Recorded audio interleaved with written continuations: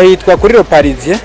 Kuri Parisien niko hitwa Gariro Parisien niko hitwa niho nsanzwe nkorera. Je no kuri ufise amazina menshi mugabo izina ryanditse ngaha kuri shope yiwanje ni Didier Shop.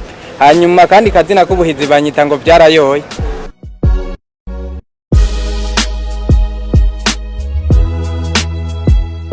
Sanzwe nkora urudandaza rujanye n'imishatsi yo gusuka abagore n'amavuta yo kwisiga, amasaha n'amahereni.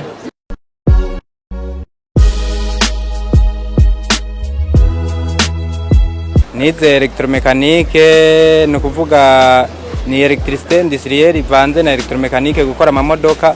Umva mfise niveau AD, diplome AD.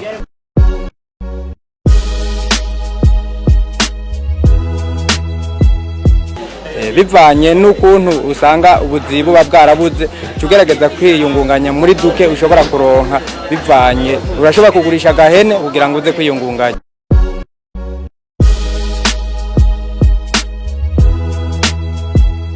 No kuvuga nkiheze ishuri nashomereye umwanya muto, nuvuga natanguye gukorera umuntu. Uwo muntu rero niwe nigiyeko kugira ngo nanje menye kugene niteze imbere. Avyumva niwe nigiyeko.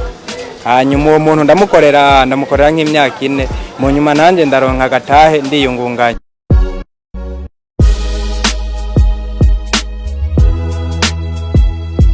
Ndashobora kuronka amahera y'inzu, nkashobora kuronka icyo mfungura, nkaronka déplacement, nkagura gahuzu.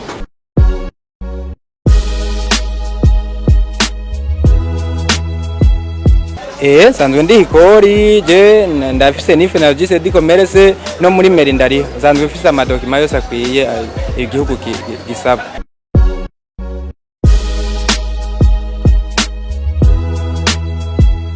Kuvuga 2018 mu 2018 gushika mu 2024, kuvuga haciye imyaka 6.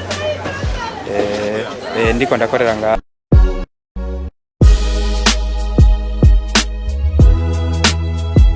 hariho abajene ashobora kugura nk'ikirato c'ibihumbi 105.